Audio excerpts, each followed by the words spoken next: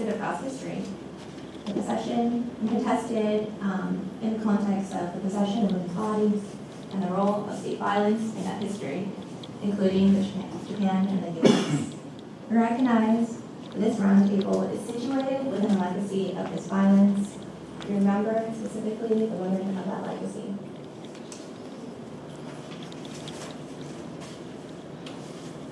So welcome again to our roundtable, led or organized by Tran and I, myself, Nguyen, titled Troubling Narratives Through Feminist Practice, working through the methods and ethics of Southeast Asian studies. So first, I won't claim to speak for all of us, our positionalities, our politics, and we'll all get a chance to introduce ourselves and our troubles. Our role is to share where we come from as a collective, brought together by a commitment to work through the challenges in our work as Southeast Asianists working in Southeast Asia through feminist practices of troubling existing narratives, as well as the troubling ways of working through narratives of violence, erasure, and absence. There are so many layers here, so in the spirit of inclusivity and to not perpetuate an exclusive, theoretically driven assumptions of concepts like feminism or disciplinary differences, I wanted to first lay the groundwork for us to sow the seeds of our conversation today. So first, we as a panel, we recognize an absence, where feminist-driven critiques of power are not theorized and situated within Southeast Asian studies. The region is dominated by area studies, American-centric, patriarchal academy with a knowledge production. So for example, dominance of studies of war, colonialism, conflict, power, the state, all reflected through a Western patriarchal lens. Essentially, where history is driven is by an imagined community of intellectuals, nationalist men. Here we are not just recognizing the absence of women's voices or studies of women, but instead invite us all to be feminists, because key to the feminist project is a critique of power and its manifestations within gender and its intersections with race, class, ability, a historical situatedness within colonialism, violence, capitalism. Second, we seek to create a space to speak honestly and specifically about the methods and ethics of doing work in, about, nearby Southeast Asia. We draw from our direct experiences, our training, our limitations, our dreams for this next generation. We come from different disciplines and scholarly paths. We are female identifying with personal relationships to the region of area studies. We defy the concept of the disinterested, detached scholar, assumed to be white male, anglophone, reflecting the dominance of existing scholarly discourse. In other words, this roundtable is going to be experimental, personal, political, reflexive, and raw. So a bit of a pause as I also navigate through the beautiful artwork of our toddler. All my notes. Awesome. Yeah, so our collective toddlers.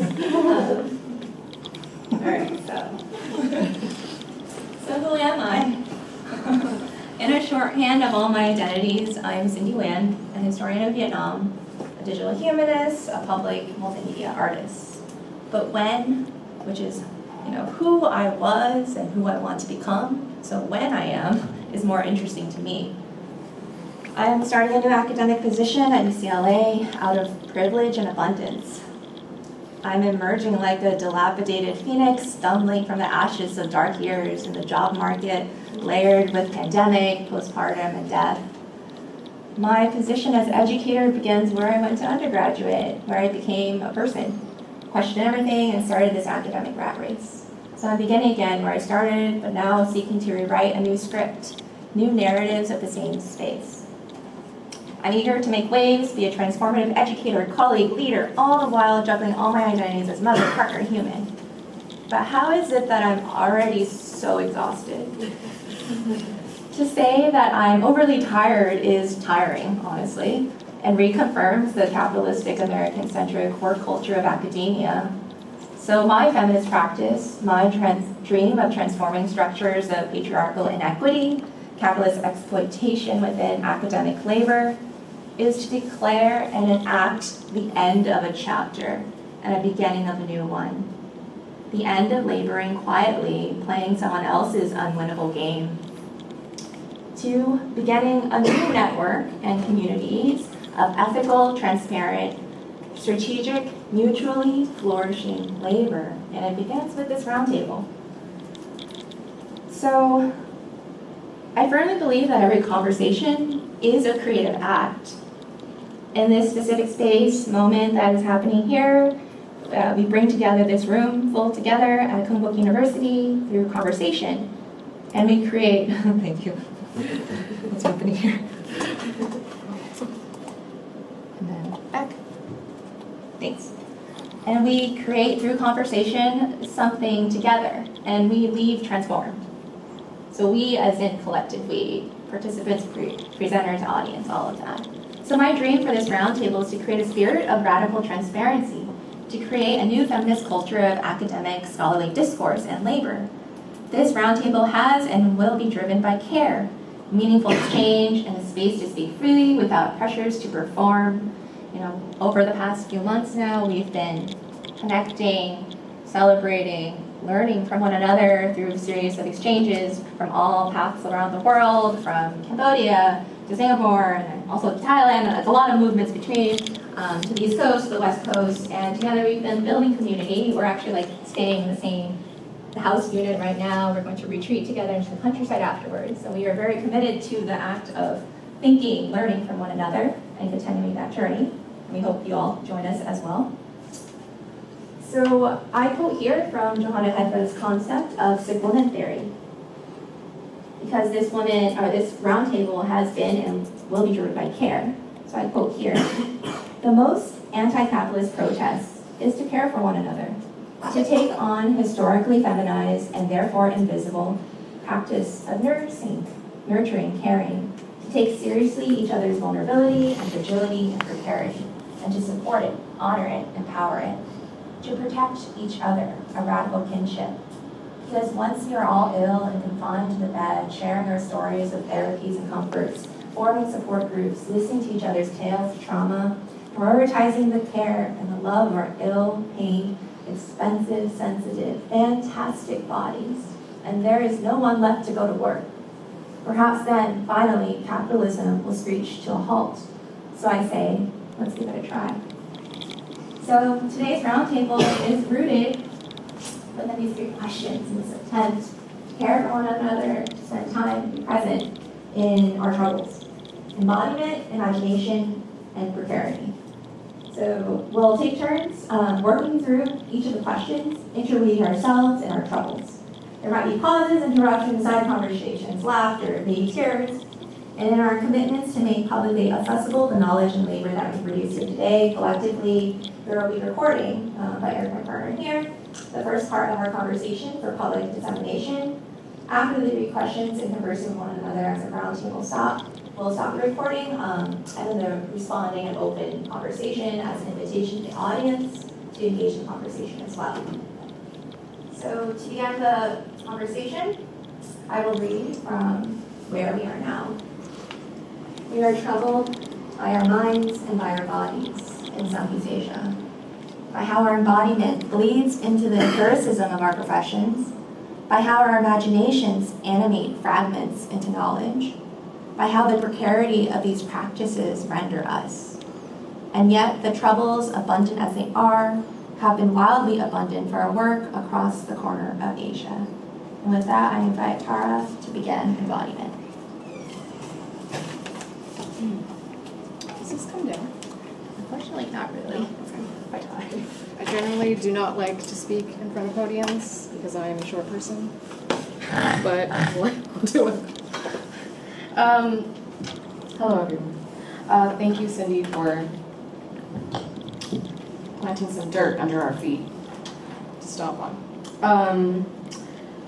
And thank you also for bringing in this theme, this concept, hoping will lead through the conversation, which is this mandate to care, not only in practice amongst ourselves in our everyday lives, but also in the ways that we approach our work as scholars, our methods, and then also a lot of the reflexive questions that we take from that as well.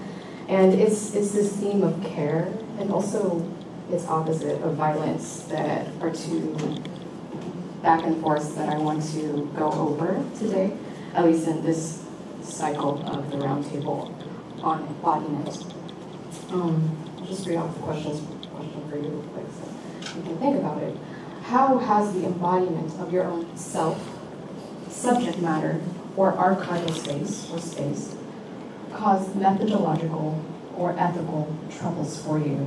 I'm going to break this question down with 3 stories, and each of those stories rooted in the 3 elements in this question. That is the self, the subject matter, and the archival space. First, talking about space here. With this story. So this last week I've been spending some time at the National Archives in Cambodia, which is in Phnom Penh. And it's not the most lit building such as this.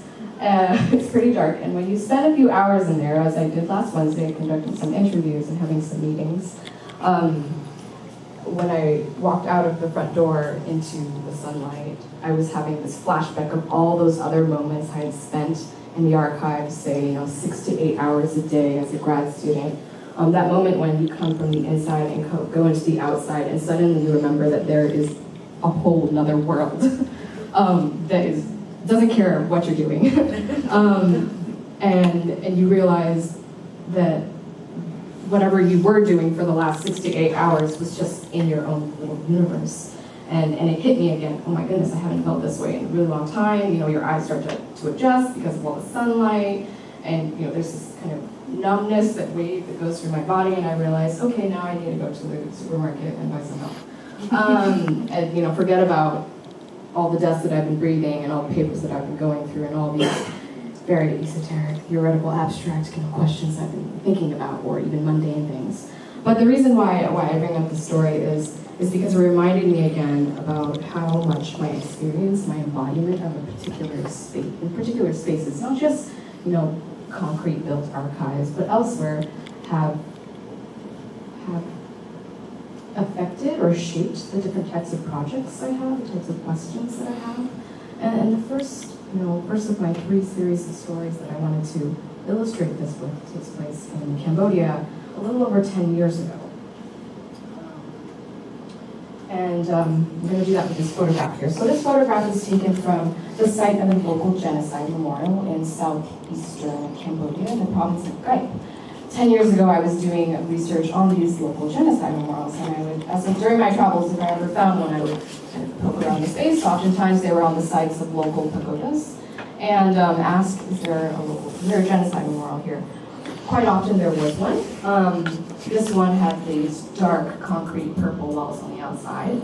And this man here had the keys. He was this somewhat caretaker of the grounds. He opened the door to me, complete stranger. And I just walked inside. And I took this photograph while standing on the inside and looking over the threshold with these remains flanking me on the left and the right. And it was at this, I often go back to this photograph for presentations such as, but also just personally in my mind, because it was a pivotal point when a lot of my work as a researcher started to turn towards thinking about this concept of hospitality and how much within hospitality there's this contestation and this conflict between care, but also violence, because it can be it's an intervention in a way.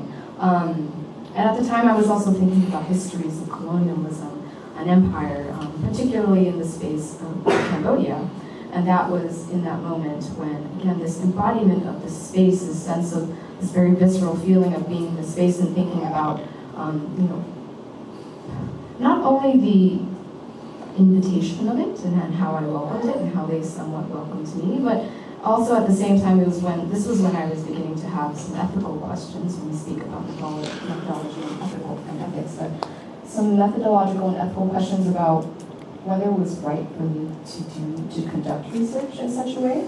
That these were the remains of dead people who were unidentified, and I, the stranger, was just allowed to come into this. And this is what I did repeatedly throughout this particular project.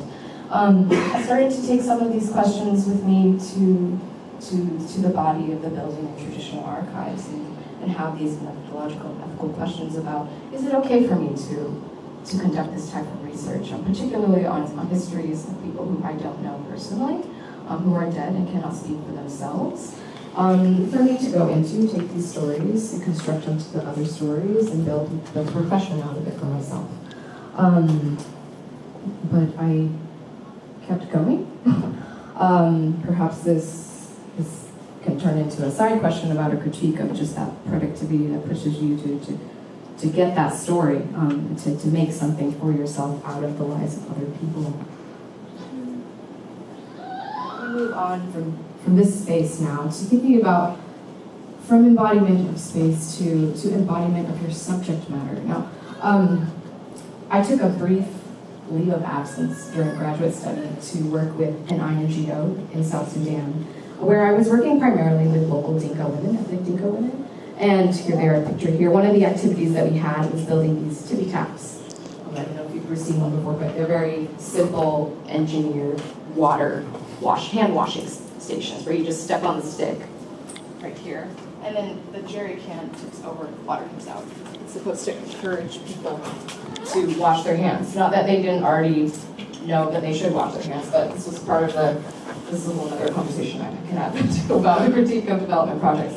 But so we did this, set them all up in each of the villages, funded it, taught them how to do, wash their hands, teach them how, what germs were, as if they didn't know what germs were.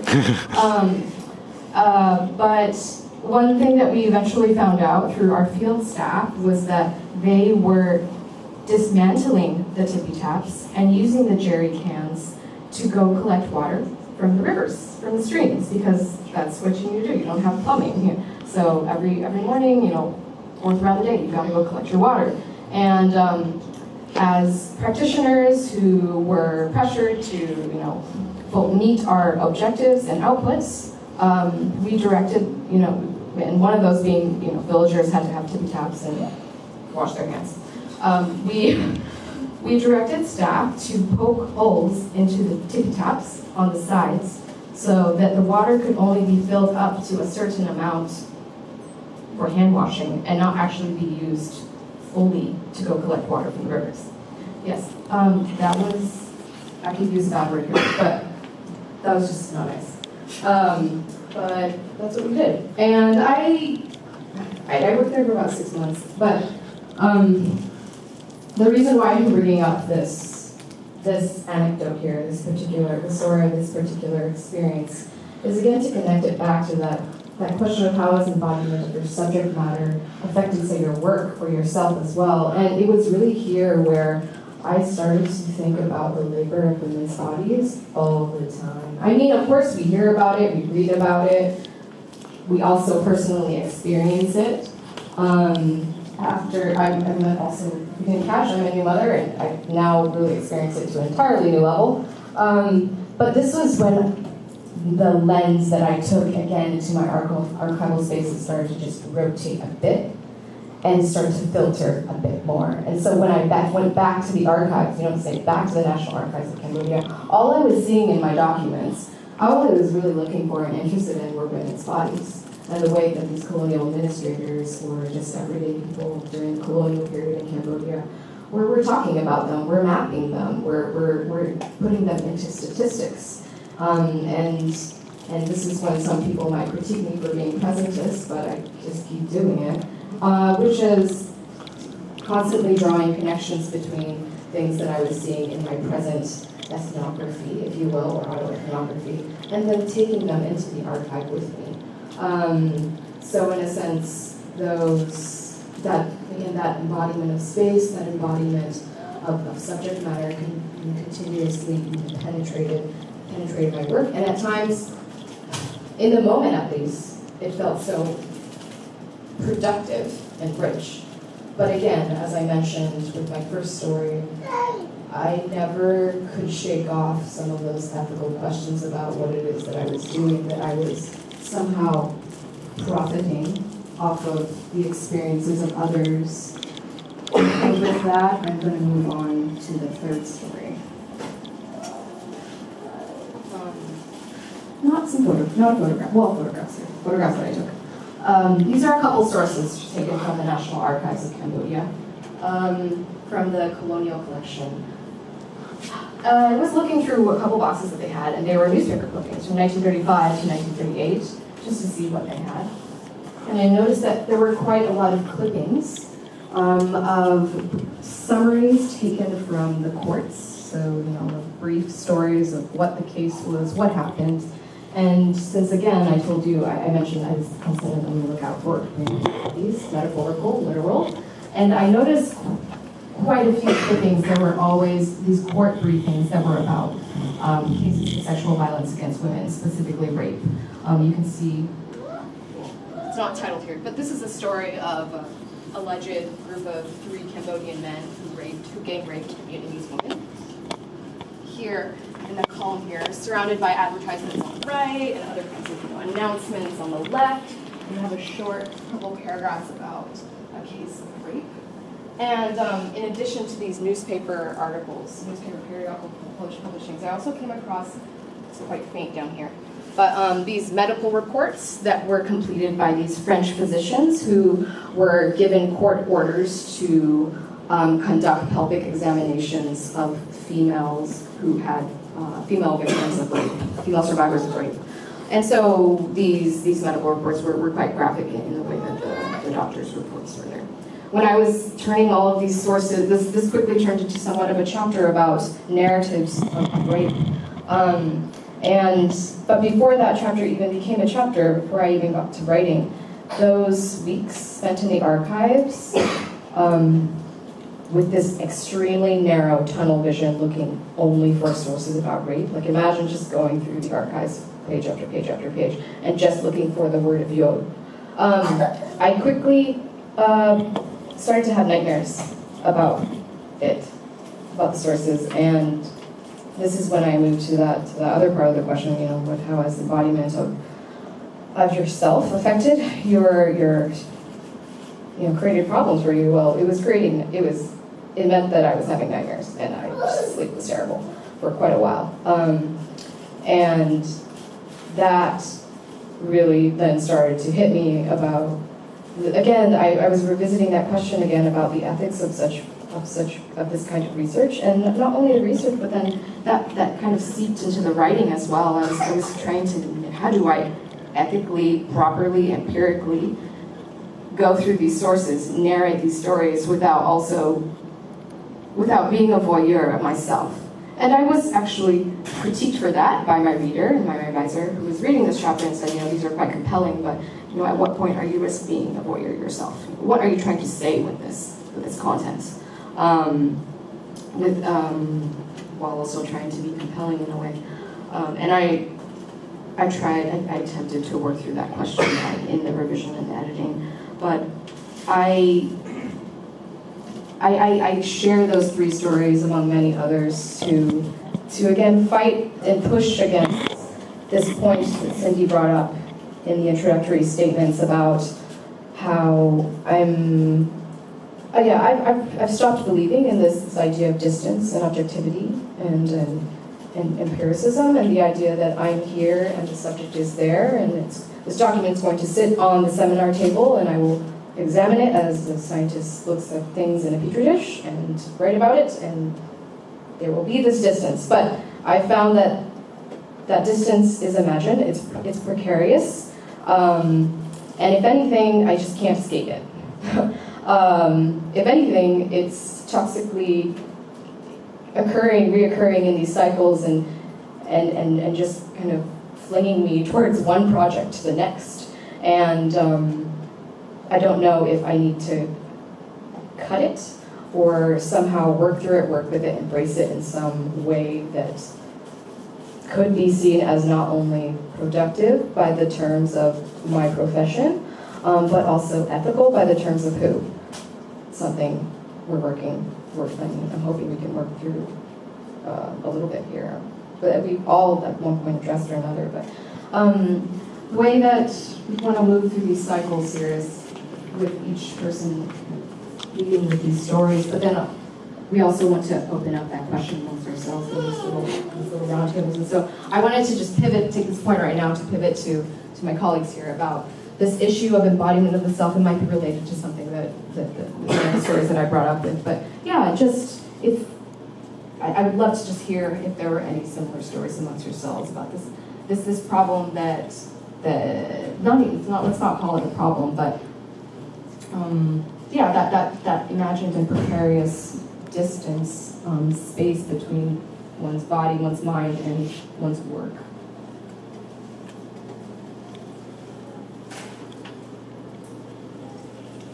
I have a reflection. I actually have two reflections, but I'll make them really quick. So I'm an oral historian of sexual violence during the Khmer Rouge period in Cambodia. And so one is this fixation on rape, right, on sexual violence. And we're kind of trained that, okay, that's your research agenda and you need to go and collect the evidence. And, oh, thank you. And at one point, one of the women that I was interviewing said, so she mentioned that she had experienced sexual violence, and then she went on with her story. And then because I'm fixated on rape, I said, "Can you tell me a little bit more about that rape? Can we slow down a little bit about that violence?" And then she told me a little bit more, and then we continued on to other subjects. And then she said, then I asked her one more time a follow-up question, and she got so irritated with me and said, "You know, rape was not the worst thing that happened during that time. It was one of many things that happened to our bodies. What happened, but the thing that stuck with her was that she had lost her past and lost her future. That they had taken something else away from her." And so, and it was really, of course, as an oral historian, all of this is recorded, where she's teaching me a really important lesson about that fixation of what I thought was the most important topic, and kind of put it into perspective for me.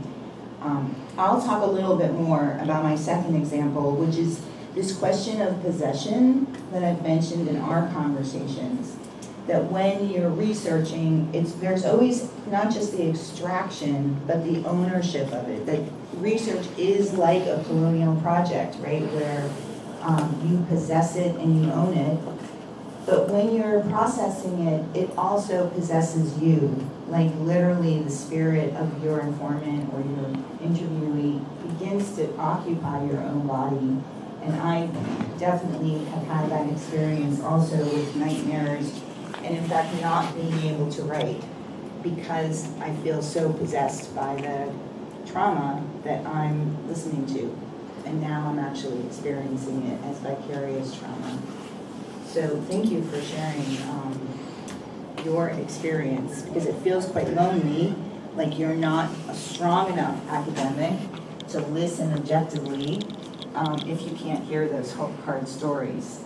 But in fact, maybe it's just the opposite, that your empathy and compassion is what makes you a better researcher in relationship to your subject. I just wanted to actually really briefly follow up on something Theresa said about, in your first example, about why the fixation with rape. And I think that's a really great question that she asked you, because one thing that I was noticing, at least in my own colonial produced sources, is that these were terms and legal categories constructed by colonial jurists. And when you compare the French language sources when I was comparing the French language sources about, let's use a broader term such as like sexual violence against women, the Khmer language documents were not being as consistent in their terms, say Khmer language like court documents, in their terminology as the French language ones. And so you do see there is some sort of, there is definitely not this equal parallel like, understanding of defining a crime and then also giving value to it or categorizing it. Putting that out there to point out the importance of language and thinking about the terms that we use, even if it's feminism, and where that comes from. I think think another question I have for you has to do with what you had been, what Cindy brought up initially about the idea of care. And when we consider the place of privilege that we have as scholars approaching this, and as you say, each of us is somewhat profiting or deriving some sort of professional advantage of the stories of other people. And I wonder in what register and how we can sort of provide that care for each other. How does a scholar ask for that care, especially from this position of privilege that we have, if it is, especially given the kind of work that you do, the kind of work that many of us do, wherein the stories of our poems, the stories of these archives possess us even, but that's not really equivalent to us, actually living these stories, but they still continue to possess us. How do we account for this kind of, inherited embodiment in the way that we ask for care and the way that we provide it? Mm-hmm. No, that's such a good question that I feel like I am constantly working through, and I don't have a methodology or best practices. But, Cindy, when I was first reading through your introductory remarks about this mandate that we, this commitment that we have to care for others, that is the most important thing, I believe that in theory and practice. But then it was taking me back to so much of what I was reading about when it comes to theories of hospitality and the colonial project itself, because so much about the colonial project was, its rhetoric was to care for people and to save people and to improve their lives. If you look at the words, that's what they were doing, and that's what we believe too, right? And particularly for scholars who are feminists, post-colonial, subaltern studies, professing to say that we want to raise the voices of the voiceless and the marginalized and the oppressed. We're telling the stories of those who could not tell the stories themselves. I used to be a journalist as well, so I keep hearing this over and over again.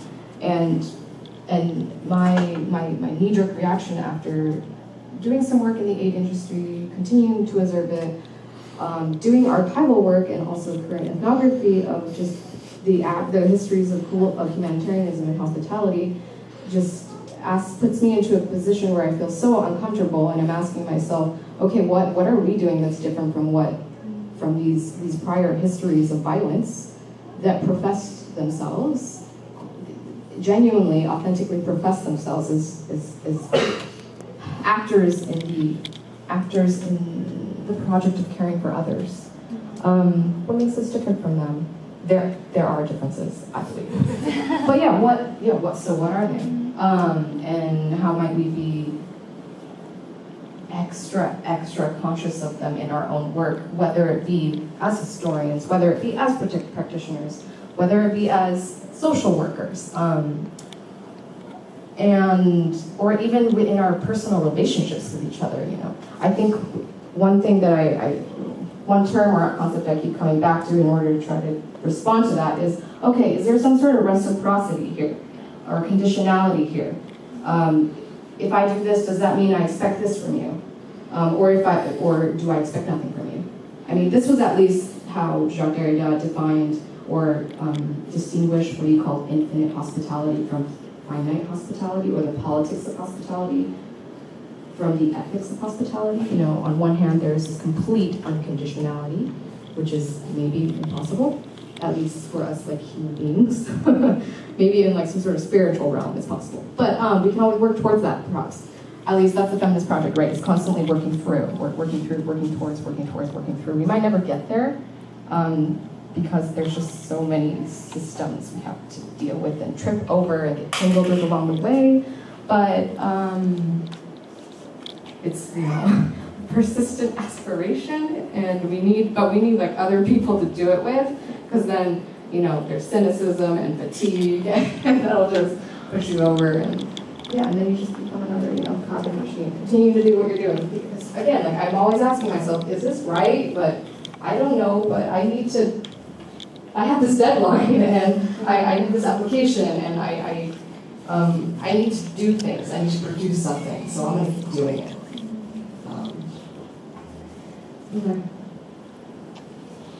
Just quickly,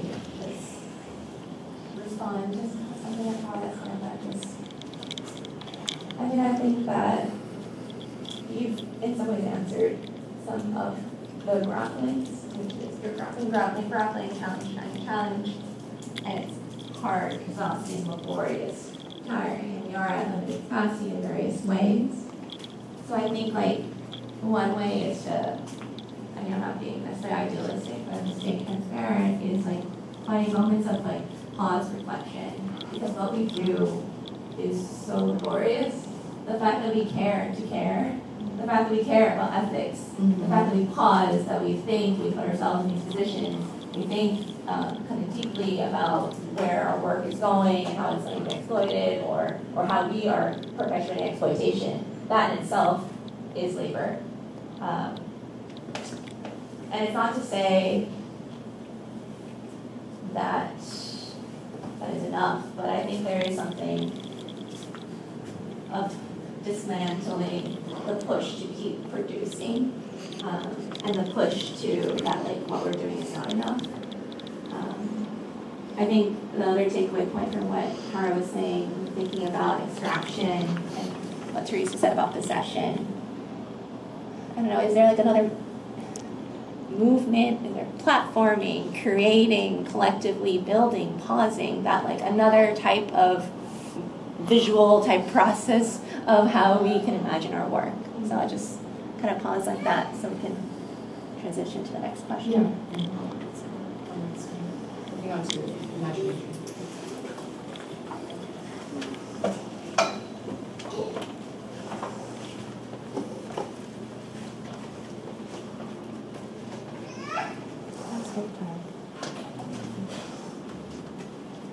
Thank you, Tara, for covering the first question, embodiment. And so one of the ways in which this panel was organized was to get people at different places in their academic careers. And I'm most definitely the most junior out of all of us here. And in responding to a lot of the harrowing and heartbreaking and exhausting things that have already been brought up, I see the things that I'm contributing here as a sort of way of revisiting what it might have looked like, or what things might have seemed like at the start of one's academic career, when certain kinds of possibilities may have been imaginable for the kinds of work that we do. So I'm before you as a very junior scholar, but also as a book historian of the early modern Malay world. And it's rare, I think, and unfortunately, to see someone who wants to be or is philologically trained in such a setting. To begin with, there is a certain kind of resistance that historians have to aligning themselves with labels like theoretically inclined scholars, or these kinds of discussions that have a certain form of aesthetic positioning to them, or professional sort of labeling to them, and even rarer, even more so for a philologist to be in such a space. But these are sort of the questions that I'm working through in my own work.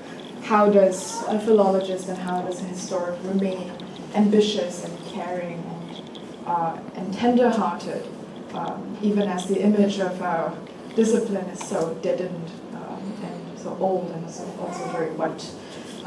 So I'd like to go through a few questions that are guiding my thought around the possibilities of what imagination can bring to the study of Southeast Asian texts. And I want to start by approaching the question, how can I describe the work that I and my colleagues are working on when we work on early modern Southeast Asian texts? And although historians of, all stripes exercise some extent of imagination in order to do their work, it seems to me that historians of earlier periods do this on a much more extreme scale. And the reason why I'm particularizing this realm of study within the broader umbrella of Southeast Asian history has to do with a fundamental problem of sources. So textual documents that survive of this period are relatively sparing as compared to the vast archival access around colonial and post-colonial societies. And so what kinds of imagination do early modernists of Southeast Asia employ? Us early modernists make a lot out of what seems to be very, very little, based on one or a handful of sources, textual sources mostly. We spin a narrative around it to think of what might be the likely use of a certain text, when the exact details of its contemporaneous reception are not often available in the archive. So what brought these questions up for me was a very recent project of mine. And the central aim of this project was to excavate the social life of a particular Malay text, the Hikayat Anggunjik Bengal, or West Sumatran oral text about the 1511 Portuguese invasion of Malacca. And I was particularly interested in reconstructing how it was performed from the 19th century and further back into its past. In general, when scholars consider how Malay political consciousness is formed, they have criminally neglected to consider sources that emerge of indigenous oral traditions. And this is especially alarming given how oral texts constitute a significant proportion of non-elite popular political discourse. And still, when we think about how to do this kind of work of revisiting popular political thought, whatever it may be called, it isn't an easy matter of simply opting to consult more oral sources when thinking about the history of these forms of Malay political thought. And this is because all that survives of these centuries-old recitations are written sources, often. In the case of the text that I was looking at, what survives of its earlier recitations is a printed text produced by a colonial scholar in the 20th century. There's therefore this problem of distortion through medium and also through transcription. How do we look through the veil of print and also writtenness to uncover the intellectual labor that oral performers would do? And in this sense, it's sort of a philological take on this often tackled feminist state of mind of thinking about oral histories and oral source-taking as a radical means of breaking archival hegemonies. But for the early modern case, there's this issue of distortion in terms of the kinds of media that we're dealing with. And this issue of distortion through medium from oral into written and written into printed text further compounds the issues with interpreting these early modern Malay texts. As it stands, this problem of interpretation stands in our way in such that, to the average student of history, Malay oral texts appear to be fantastical fictions and nothing more. So on the surface, the text that I was working on seems fictional, and I've provided an excerpt. How do you turn the slide? Right here. There it is. Yeah. So I provided an excerpt of the text that I was working on here. And this is the opening scene of the Hikayat text that I was looking at. And in the scene, we are introduced to a Portuguese king who has already acquired many colonies, but nonetheless has further designs to invade a Malay kingdom that was the center of maritime trade. Later in the scene, he succeeds and thoroughly desecrates the country.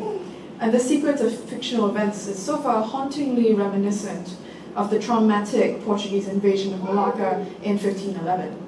Like the Malay polity that the Portuguese king invades, Malacca was a bustling entrepot city. And there in Malacca, merchants traded in spices and other sought-after merchandise. The Portuguese seized and sacked Malacca and also ousted its Muslim ruler, all with the aim of gaining control of the Indian Ocean spice trade. And after Malacca's humiliating defeat, various colonial powers ruled the city, and Malacca would not return into indigenous hands. And we can see echoes of that in the Hikayat that I was studying. So in the Hikayat, the Malay royal lineage is cut short following the Portuguese attack, and the kingdom is ruptured from its past political glory. But at the same time, as we can see on the slide above, there are certainly many differences between real, quote-unquote, real historical events and those in the Hikayat.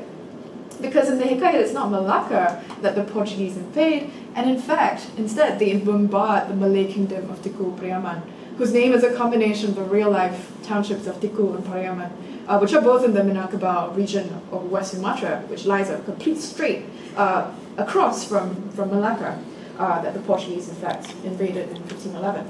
And these had never, in Minangkabau had never been a Portuguese colony, and in fact they had been under Dutch rule from the 19th century. And so when we step back from this, what seems to be afoot here is a text that approximates history, but not really. And this key for me in reconstructing a performance from printed text lay in drawing from all manners of secondary literature about Malay oral poetics. For me, I took a literary logical approach to this source. And this is my take. In other words, I took this text to be a member of an oral textual tradition that shares similar forms and thus devices of reasoning. And by tracing these lines of logic, I was able to attend to what was really at stake for the creators of a so-called fictive text like this. And through the process of studying this text, through these sort of cross-referential means, what I found was that while this text appeared to be fictional in the sense that it was fantastical, it was doing something interesting with the temporal frames by which it was telling this history of the 16th century invasion of Malacca, and it was telling this as an account of colonial Sumatra. In other words, what became apparent to me was that this text seemed to be setting a history of colonial Sumatra in the very frame of Malacca, and an earlier instance of European conquest in the Malay archipelago. So I want to step back from all this, description of the work that I was doing to consider some broader themes in the ways that we study texts like these. What does one do with a suggestion like the suggestion that I had previously brought up to you, that this is a history of both Malacca and Sumatra? Once I noticed this, I struggled to find the language to convey what was even going on. And in order to articulate the workings of temporality in this text, what I did was to turn to reams and reams of literary theory. So texts by Bakhtin, de Soto, Chakrabarty were ones that I reached for. With the help of these theoretical resources, I was able to mount my interpretation of this text in more systematic but also more theoretically ambitious terms. And of course, this is something that I speak of with respect to the kinds of writings that were already available in scholarship about this text. And I was making a new hypothesis that this text that I was studying was a telling of the 1511 Portuguese invasion of Malacca and later colonial Sumatra in one fell swoop. Not only that, the tellers of this text could have taken the 1511 Portuguese invasion to be a narrative cause of Sumatra's colonial subjugation, even if the two events were not necessarily causally related, materially related. And this approach that I was taking to this text was highly imaginative in the sense that my interpretation was not born of exhaustive philological cross-references across many different editions of the text, simply because there were no such editions to begin with. Rather, what I was doing was that I was pulling together multiple kinds of secondary literature and theory to be positing the ways in which this text produces reasoned through the stuff of history.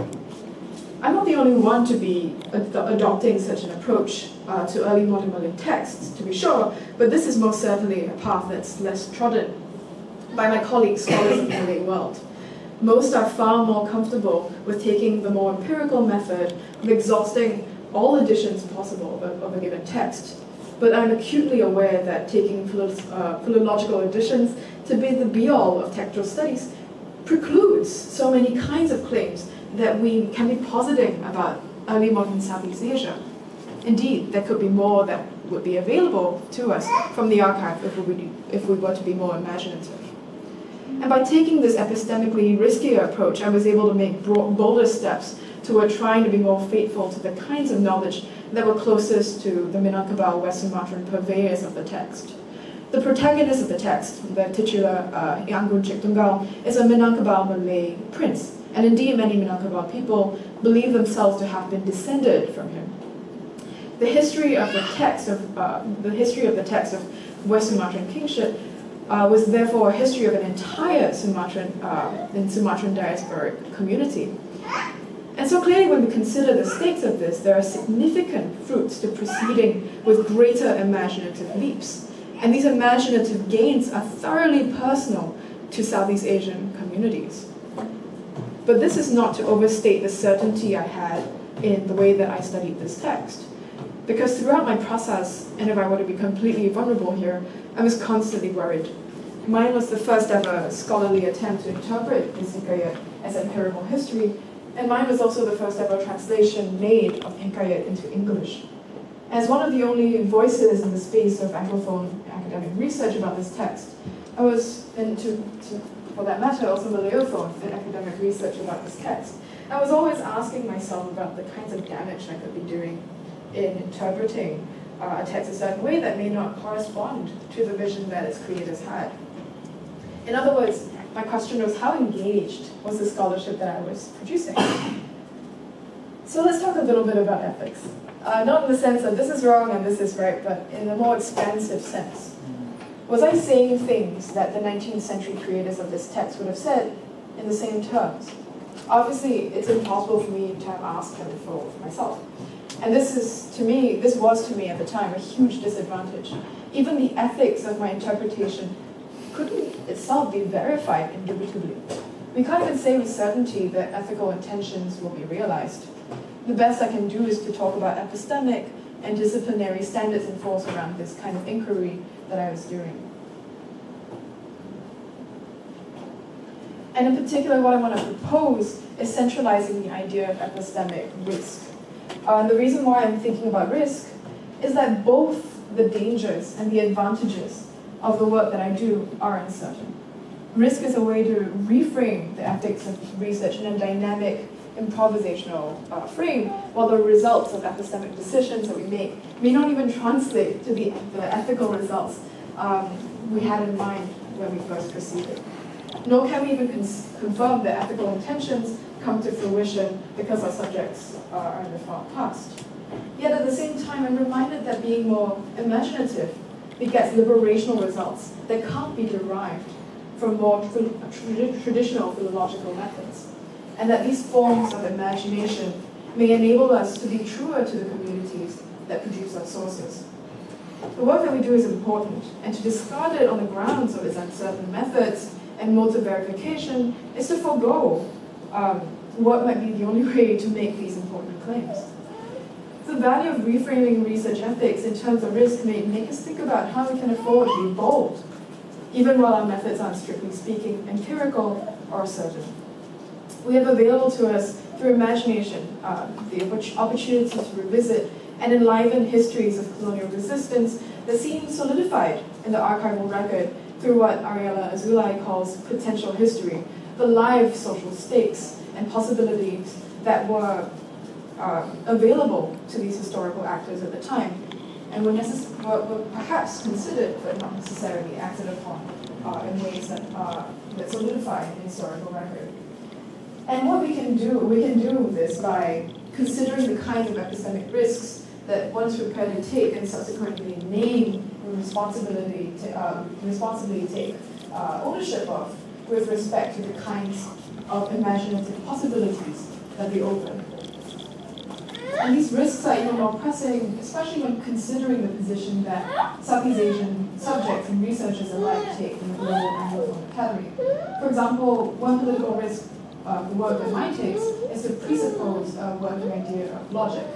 What I've also noticed from my work on Hikkayat and is also that I was using other people's work on how so-called Malay oral tradition or memory practices proceed, and then extrapolating these general principles and logics to the study of the specific text that I was working on.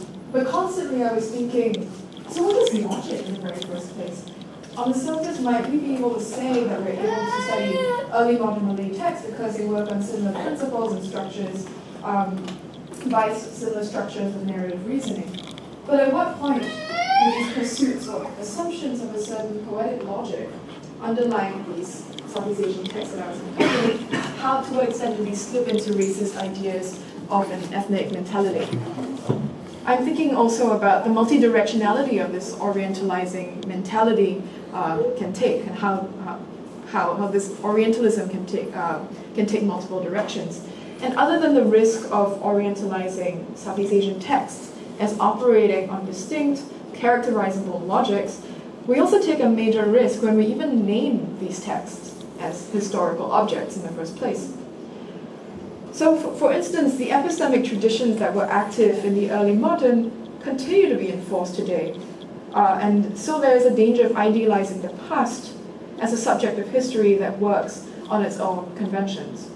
The way that we study literary form in early modern Southeast Asia proceeds on different methodological conventions, from the way that the Academy talks about contemporary Southeast Asian film criticism or literature, for instance. And more broadly still, to what extent is the subject of historical study, the so-called past, itself an orientalizing or at least an idealizing tendency? So as a final note to what I'm trying to convey and what the questions I'm trying to provoke, is that I want to build on a little further on my questions about epistemic risks that we can run in the study of Southeast Asia. As a textual scholar, I'm approaching this question with an eye to questions of medium. What does it mean to make Southeast Asian subjects or Southeast Asian texts into philological subjects? And to consider the position that historians of Southeast Asia occupy with respect to the global theoretical academy, what is literary theory, and what does it do for our understanding of Southeast Asian epistemic practices? Put more sharply, what does theory do in these methods? When we mobilize literary theory around the study of Southeast Asian narrative, what exactly are we doing? How can we describe this process? Are we taking theory to be a repository of language by which we describe Southeast Asian textual traditions? And in such a way, are we presupposing that there can be something stably known of these textual traditions that exists prior to the application of history, of theory?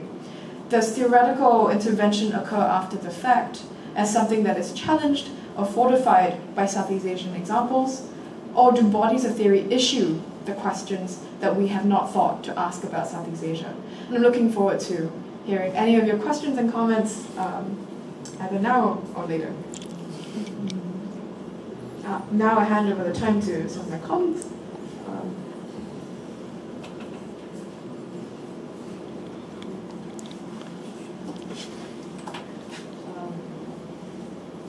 Thank you.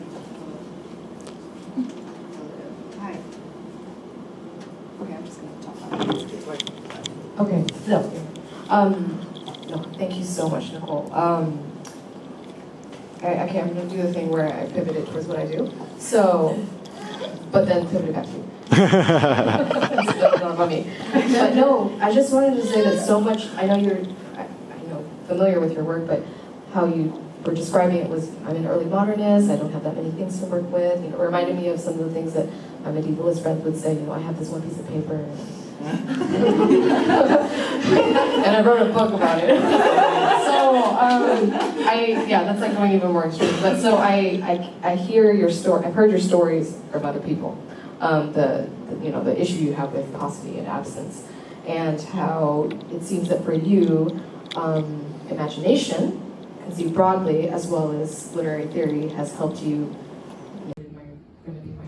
My point of pivoting back to you as to what your thoughts are about what is in all this. Like, do you feel like you're telling the truth, and does truth matter to you, or does it mean something else?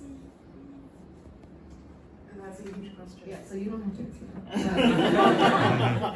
But because the truth was another term we could continue to toss around as well, because I feel like that's another one of those values or ideals that us empirically minded scholars are, worshiping constantly, right? Also, obviously journalists as well. Always putting that on the pedestal as if this is what we're doing, and this is what justifies our work. We're telling the truth. We're revealing, I can give you a moment to think about truthiness. So just to give you a moment to think about truthiness, I'm just going to repost something that you said, or my restatement of it. A feminist breaking of archival hegemony through medium. You're looking and working through from what I see as traces. I wish, I invite you to just think about what Tara just asked, like intersecting with our larger question of you move from tale, oral to history, and I think of your terms of empirical history, and So how do these labels, as you mentioned, contain and guide your work, constrain your work? Are there other forms that you're experimenting with? Archival, narrative, fiction, imagination. So just extend on that truthiness and what other types of forms you might imagine. Yeah. I think also, to talk about Derrida, one of the things he really, in his earlier writing, he talks about the violence of the letter, and that writing itself is this very particular moment in history that then occludes a lot of other kinds of the literary and the textual. So we've become, I think I'm preaching to the choir here, but we've become so obsessed by the text without seeing the textual as something that isn't always about the letter. It could be the map, right? So that does take a lot of imagination in order to bring those things to bear on your literacy. But very, very fascinating comments. So, if I were to respond, I wonder if there's a way in which we can see academic output, these reams and reams of, well, I was going to say door stoppers, these books that we produce. Well, for instance, but these reams and reams of paper that we're producing and printing and putting on our fridges or something like that. What does it do and how does it participate in today's media landscape, actually? And to return to, all three comments, and to start with truthiness. Truth is a hard question for anybody, but also for people who feel more keenly this evidentiary paucity. And I wonder if there's a way in which we can see the things that we write about the past, the other one past, if you would, as registers or repertoires that we make available to people in the present. Truths as ways of opting in or out of ways of being, rather than the end of a conversation. So I think that's one of the advantages of being bold when exercising imagination, is that we are charting these trails by which we can make available, or we can defer to other people to close down. So in the sense that we surrender this expectation that the things that philologists or historians produce are the be-all and end-all about particular pieces of paper that we have. So that's one thing. And the other, I think that sort of responds to, Cindy, your question about whether I see these ideas of media or these categories of media as constraining or enlivening. And in that respect, I wonder if there are ways that we can surrender the supremacy of the word to other communities besides ourselves, because goodness knows I want to pass the baton off to someone who isn't me. And I am thinking of interesting ways of diverting the path of academic scholarship and academic publishing away from this singular mode of imagining with a sort of thesis statement and body paragraphs and whatnot, to other modes of imagining the things that we're trying to say. I'm thinking, for instance, about Quinn Sabodian's work on the World Trade Organization, how he converted a portion of his book into a 10-minute documentary. I'm thinking about the kinds of ways in which people produce more interactive and more dynamic forms of performance art from scholarly production, or even, a recently published digital monograph by Shazad Bashir, Islamic Pasts and Futures, that completely eschews the necessity for the medium of discrete academic scholarly claims that are argued in a linear way. So yes, I think there is a way in which we can afford to be a lot more imaginative, not only with the way that we process archival materials, but also surrender that certainty in the ways that we are making claims about them. And in that sense, it's sort of a double open-ended kind of a process, a kind of the word that came to my mind was tube, but it's both the input and output of this process are both open-ended and quite consciously so. So thank you all for your questions. And, yeah. So next up is Theresa and Cindy. Theresa's going first about the concept of precarity.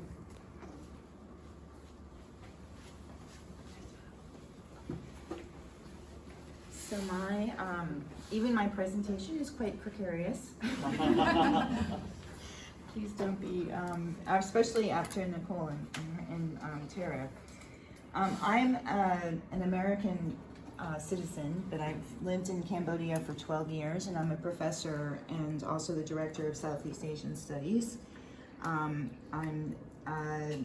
My PhD is actually in literary theory. Can you hear me? I don't know. Does it even matter?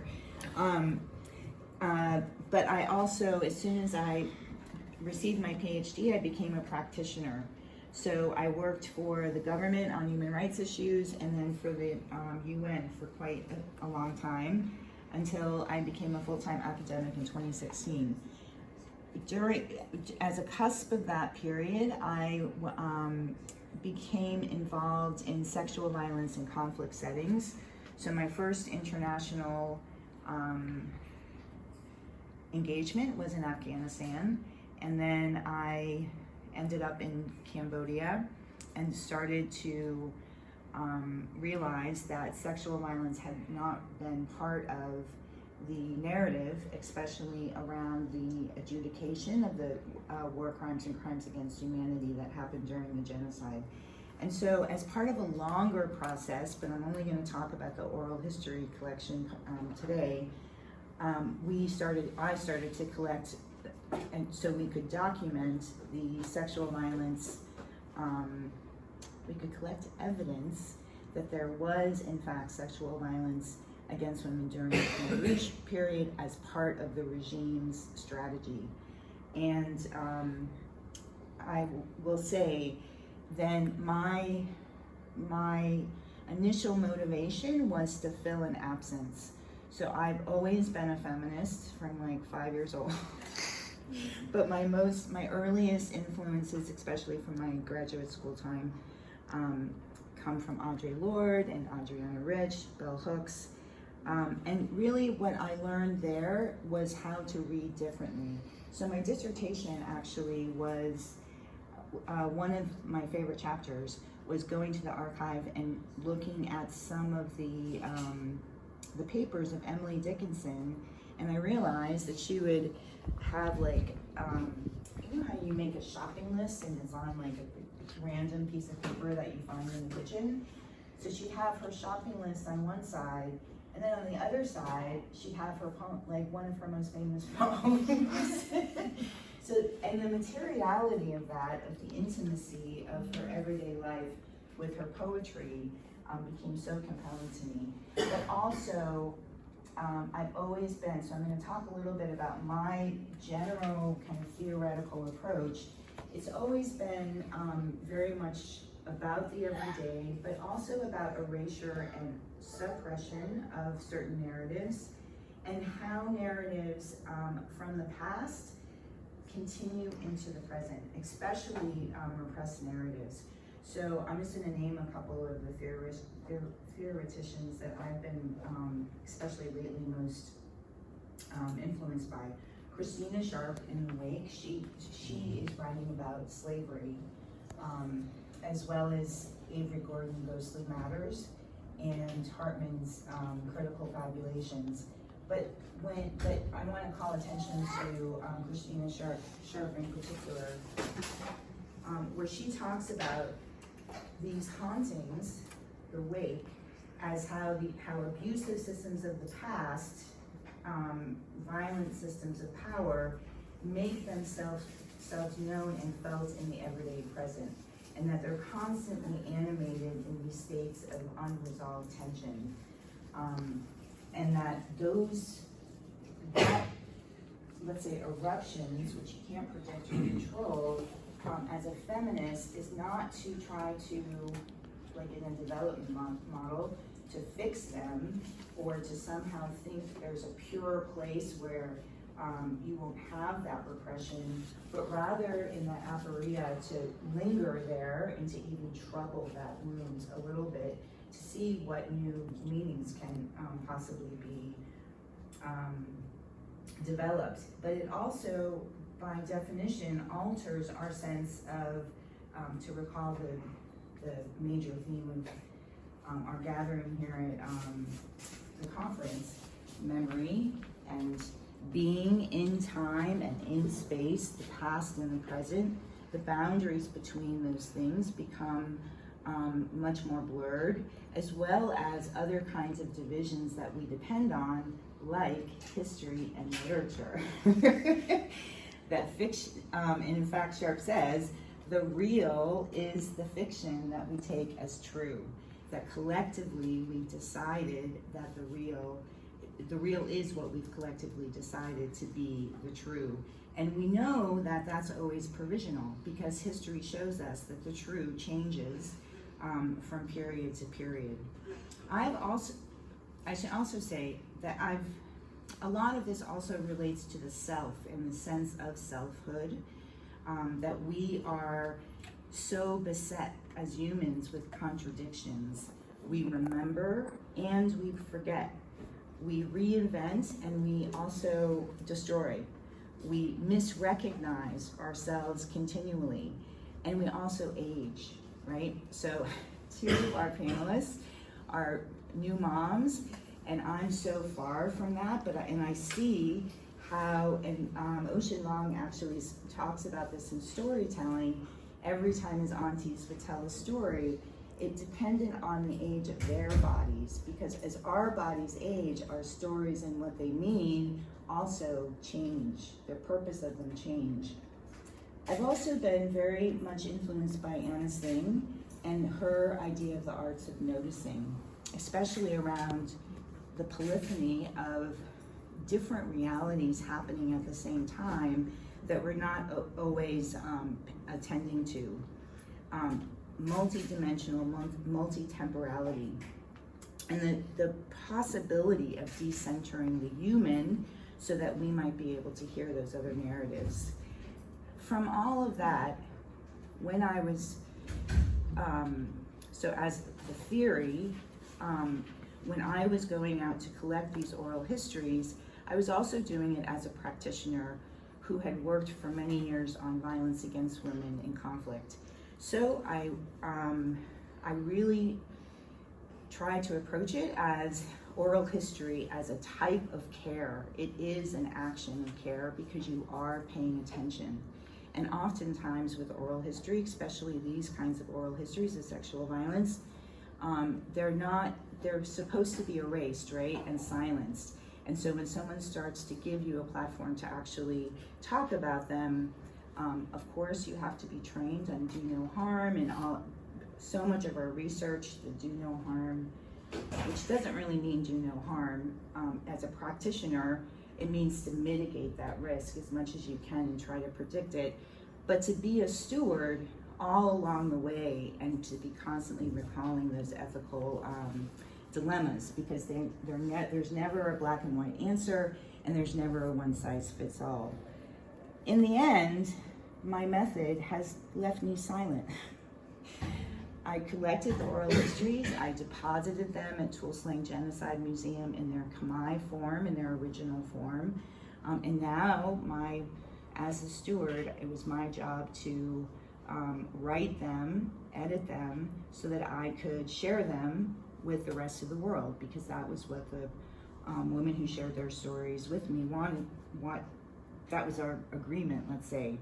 And this question of possession, some of it is about care. So even though I cared very much for the researchers and the young people who especially were working with me on the interviews, and of course the women themselves, I didn't care so much for myself. And so it's been really hard for me knowing that I would have to go and revisit these traumatic events. And also that my motivation has changed pretty dramatically over time. So in the beginning, I was definitely looking for evidence. It was in the context of the Khmer Rouge Tribunal, and to push back to say you need to be taking this sexual violence seriously, and you need to see it as a crime, and you need to adjudicate it. I'm going to show you an example of that in a moment, but I want to linger for a second on this idea of precarity. So first of all, anyone who's a graduate student here or on the job market, you know what precarity is, and it has such a capitalist negative connotation, like itinerant. So it's itinerant, right? It's itinerant employment. It's provisional, right? So precarious I'm taking as the incoherent, the fragmentary, instead of or in light of our yearning in some ways. And I think academia actually sets up a system of yearning for the cohate, the coherent, the stable, the complete, even the static, the thing that doesn't change. This impossible dream, especially of the archive, right? That the archive can never be any of all of those things, if any of them. It's kind of like the Hegelian drive for the encyclopedia. So, and in the meantime, we're at this nexus in our own reality, especially in Southeast Asia, where it's our responsibility right now to be imagining different futures. And I say that because I just came from a meeting with UNESCO, where UNESCO is a UN agency that focuses on education and social sciences. And they have seen this as a problem, this idea that right now there are these three simultaneous crises that are happening that are putting the future in question. They're all existential questions. So first is climate change. Obviously, will we even exist? The second is who owns or will own the real because of artificial intelligence. And then the third is disruption from COVID. So all the things we thought from memory that we could make predictions or we could determine trends through data, all of those tools are not as useful. In fact, we might even say they're not going to work for imagining a new kind of future. And in fact, the future will need all the care and all the imagination that we can take, that we can muster, in order to create the world that not only is not yet, but that we have not yet imagined, right? So in thinking about how precarious the future is in this world that is not yet real, meaning we haven't agreed yet what is real, what is true. We also know that Southeast Asia, for me, that it itself is kind of this in-between world. It's always configured as between Asia, between China and India, that it's always this place in flux. That the past is always haunting through animism and ancestor worship. It's always in the present. It's always being carried forward. I mean, the past is to be carried forward. But in our imagining of the future, that it's always will be precarious because meaning, and I take this from Anna Singh, not Anna Singh, but Nguyen Fuji, you know, this whole idea that meaning is always interrelational. It's always going to be co-constructed and created jointly, and precisely because it needs to be invented. So my archives, let's see, I'm actually not going to share this one. Okay. There is a website where you can see there's Khmer transcript and English transcript, and then there's a collection, and there's a video of the oral history, and or at least an excerpt of it, and then there's a collection of photographs, but I don't want to take too much time. In this instance, though, it really, when I was kind of going through my own archive, I realized, and I saw this picture and I was kind of stunned. This was my very first interview in the collection. There's 26 women who were interviewed.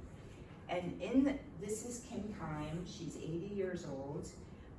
She saw her own child, so she was a victim of rape, and then she was arrested, and then her child, she was tied up behind her back, her wrist, and her child, she had a baby, and the baby crawled away from her, and was watching some children who were urinating in a coconut shell, and thought that was something to drink because they hadn't had anything to drink or eat. And when the Khmer Rouge Padre saw that, he picked the baby up and smashed the baby against the wall, and all she could do was witness this incident. So she's, again, this question of how do I take this story, translate that story into a story which will involve editing, right? I'll have to change that story in order to present the story for a variety of reasons. But also then I benefit from it, and what benefit can I bring back to her? There was benefit in some ways. The collection became a part of a reparation of the Khmer Rouge Tribunal, and it was adapted into an opera, a Khmer classical opera, with all of the victims coming to see that opera so they could see we listened to the story and we're bringing it back to you. And we actually workshopped with some of the victims to make sure the story was what they needed to hear and wanted to hear. There's some interesting backstory about, at first it was too sad, and then it was too happy, and then the choreographer got it just right, evidently. So this photograph though, and the other photographs were of the chickens and the buffalo, her life and her surroundings.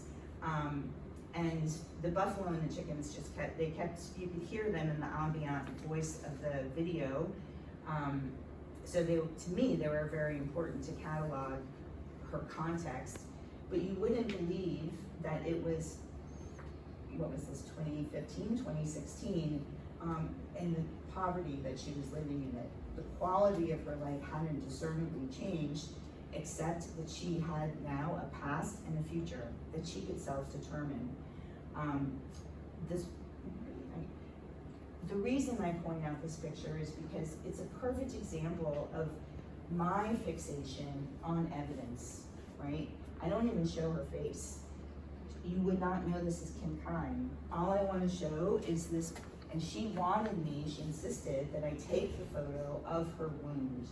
And she always has this handkerchief because the wound is actually quite distinct and large.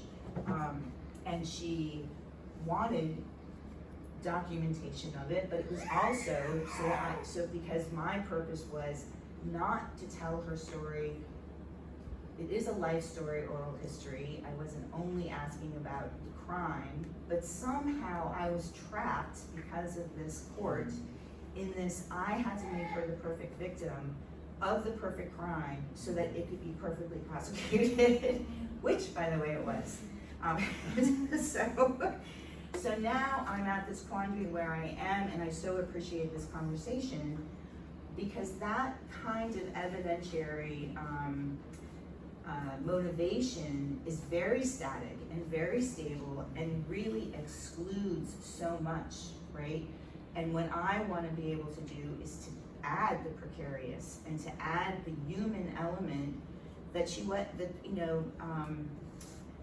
Tara said something earlier about like how care and violence are opposite.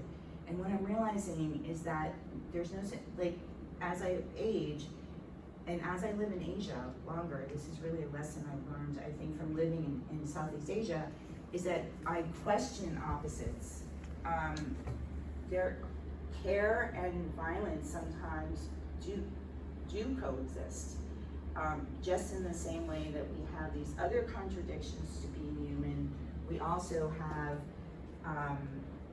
this contradiction of care and violence oftentimes being side by side, being quite intimate to each other, and how not to fixate on one so that the other is occluded.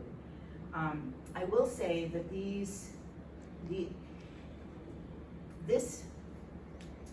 if I were to show you the other page, you'd be so impressed. You'd be like, wow, there's Khmer and there's English and it's a beautiful design and it's easy to navigate and it looks so simple. But in fact, especially with oral history, but I think with all research, is the messiness, right? That the precarity is really how messy it really is. And we make it and polish it and cut all kinds of corners so it looks like it is coherent and cohate, but in fact, there's all this excess, I don't want to call it dross, but something that still has value that we exclude ourselves in order for us to make our self-presentation. So I want to say that now these files are at Tulslang Genocide Museum. The only other archive there is of the confessions that were forced by the people who were detained there. And so somehow I want to believe that there's a conversation between those two archives, those two collections, and that as faulty as it was, as messy as it was, as much as I blame myself for 1,000 things, like asking that woman about rape the third time, that somehow it also speaks to, in a very political and real way, to those forced confessions that are full of lies and full of hate and full of violence, state violence in particular. So that's my thing. That's the end. I guess I'm not good with conclusions. Yes. Let's cede our internal comments time so that we can have time Sure. for post conversation. Oh, that was fine. Absolutely. I'm also not great at conclusions too, and that's why we're doing ongoing work. Squish things together and make something out of it, piece things together, and I'm in awe of how confident you are in how you describe, or it seems that you've got it down. This is how we do it. And step 1, 2, 3, because I felt like I can identify with what you were doing. I'm not an early modernist, and I had, in terms of quantity, more numbers of papers than maybe you did, but because of what I researched, what I'm working on, which is Indigenous women who weren't writing diaries or taking photographs of themselves, I found that I often had to kind of imagine what they were doing. You know, okay, I don't have this prostitute's diary, but I've got a map of Phnom Penh, and I can think about the ways in which she might have moved from one neighborhood to the next, and the things she might have encountered through this map. I'm going to try that. I also did the thing of going to theory, and I used Derrida quite a lot, and a lot of people shot me down for that. It said, you're applying theory, and it's contaminating your authentic reading of the sources. But I said, okay, I'm just going to go with this because this is what I have, and it's helping me. But I think the way that I reconciled myself to that accusation was by saying, I'm using this theory as a motor for historical thinking. I'm not letting Jacques Derrida, control everything. But he's giving me,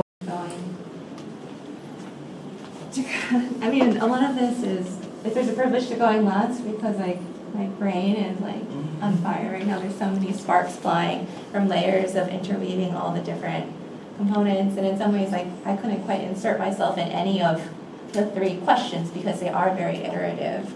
So I'll just kind of stream of consciousness talk through at least the concreteness of what I've been doing. And essentially what I've been doing in exchange when I'm not taking care of my kid, basically. So when I'm not taking care of my kid, essentially I'm studying about childcare. That's the mic drop moment of the takeaway. But so essentially I've been analyzing a visual encyclopedia of Vietnamese crafts, cultural practices, and technologies as a multivalent and plural authored text. So this is one page of a technique de peuple animate, or qui peuple Nguyen, which roughly translates to mechanics and crafts of the Vietnamese Pug people, published in 1909. It comprises of 4,000 drawings, about 4,000 captions in French, and about 3,000 captions in Vietnamese, written in Chu Nom, which is the logographic Semitic writing system of the Vietnamese language. So the text was produced by a French colonial administrator and unnamed Vietnamese contributors, a draftsman who sketched the images, annotators who later collectively discussed the images and what they could have possibly represented, and that produced a set of Semitic Nom captions. Informants, so those who were also there talking about what's going on, both the scene as well as the drawings. These drawings were then rendered by woodblock carvers and then were printed in an edition of sub 30. Right? And I could talk more about kind of the actual material, because I'm a book historian, so I can get really into this, but I won't. Because I really want to talk about like what it is that I'm doing with this text. So the original text from the administrator had this intellectual vision to create this totalizing ethnographic study within an encyclopedic form, very much this Hegelian encyclopedic collecting impulse. And it was, of course, informed by constructs of objectivity and exoticized representations of an indigenous world. The corpus divorces the subjects from their social and human context to be representational diagrams of material culture. So I have this text and it's haunted me for like 10 years really, and I didn't really know what to do with it. And I'm kind of settled in a blend of using close reading, visual analysis. I'm in the Department of Information Studies and Visual Humanities, but I also use a blend of computational visual humanities methods to conduct this layered analysis of both visual, textual representation. And because I am spending 99% of my brain power thinking, my labor, thinking about caretaking of my child, I reflect that into my work. So I focused on gendered labor and care, specifically on how care is depicted visually and textually in both French and Vietnamese. And this is where, about a year ago, I texting Tara all these messages like, oh, what does this mean? Like, doesn't this look like Esther? Like Tara's a child, and then we're just having these conversations, and it'd be like, oh, have you ever used this like method in here? So there's like this deep like reflexivity in this text. But for my intellectual work, this is where feminist methods and analytical frames have been so transformative for both my research and personal world together. It's impossible for me to move forward with working through this troubling archive without a feminist and decolonial lens, because of course I'm working through layers and layers of representation of that's filtered through a matrix of power. A colonial administrator's orientalist impulses to classify culture for a capitalist commodification potential, to exoticize social worlds, interracialize and gendered characters. So that's what it is. But I have remnants of also the unnamed contributors, from the captioners to the drawings, to the subjects of the visual representations themselves, whose eyes, gestures, body perform some type of other narrative voice, filtered through a draftsman and a woodcarver. And it's through these layers of representation, of ethnographic exploitation, that I professionally benefit. I'm able to transport myself and do this academic work. We've kind of talked about kind of the ethics of exploitation. And I'm transporting myself into some semblance of the social historical world of 1909 Hanoi, a place I have both intellectual and personal connection to as a Vietnamese American researcher in Vietnamese history. But for personal and political reasons, I commit myself to making a decolonial and feminist interpretation of the text to make transparent all the layers of power in the reduction of social worlds into archival information. Yet, with taking the theme of troubling, to trouble an existing narrative is both deconstructed and constructive. So this builds really on like the imagination that we were thinking of as well. But what is not there, the beyond the page, the, as Adia Hartman says, the critical fabulation, the extension beyond the document, the constant reflexive questioning, interrogating why. This is the methodological troubling that I'm embracing. The methods of reflexivity, of creativity, of uncertainty, that I was never formally taught. That in official spaces of Western academic training was seen as too informal, unsubstantial, not yet rigorous, or not significant. Side story is that early years of my academic career, one of my mentors said, as I was figuring out what topic, I was like, oh, I want to choose a topic that I'm passionate about it. And then one of my mentors said, passions die. Significance lives on. And I just, anytime I see that word significance, I shudder because it at the moment, it was a pedagogical lesson in the sense that I understood kind of the intellectual impulse of thinking of something that was contributing beyond the self. But the complete rejection of the self was not just demoralizing, but it was patriarchal, it was hegemonic, it was perpetuating this idea of who is it that gets to determine significance, right? And clearly it wasn't me at that time. It was something else the field. So I was never, formally taught all these other methods that I'm trying to embrace. So for me, I'm immersing myself into the archive and bringing it back to itself. And all its contradictions. To echo Theresa. So let's take this image from the archive of this collection. A depiction of two women and a baby. A woman cradles a child on her side while another woman crouches over their head, picking out lice. The French and Vietnamese captions focus on different elements of the scene. And these are the only traces of these three subjects, the captions and the visual depiction. And here's where it gets messy in my intellectual wonderings. The first layer is the event, the archival making. How exceptional or everyday is this event? Why was this deemed worthy of record? What is the relationship between draftsman and subject? How much of the scene is real versus imagined? And the second layer is imagination, recognizing the unanswerability of this archive. Who are these women? What are their relationships? How do these subjects feel in that moment of care? How do they learn to care in this way, using specific tactics, methods, gestures, words, remedies? Ultimately, this brings me to reimagine and construct this historical social worlds of care as labor and knowledge. And for me, and this is just more like a preview since I'm not going to jump into it, I've been doing these elaborate, non-linear approaches to reimagining social worlds using different computational methods and close analysis, and reimagining networks of care. So here you have one of the visual maps of connecting the different, the 4,000 drawings through different computational methods, and here are a few examples of some of the drawings and their connections. So without kind of jumping into this too deeply, because I want to have time for questions, it's just these depictions are so familiar to my everyday present. They mean something to me. They probably meant something for other people at the time. They're reflective of me now as a mother of a toddler navigating the labor of caregiving and care receiving, and what that means in terms of how labor creates social bonds and collective knowledge. And it's probably that inserting of myself that kind of channels the work, of course, and it pollutes and it's dizzying for the research, but it's all there and it always has been. And I'm obsessed about this type of research because that's just what I do in my present day. So I just want to leave it at that.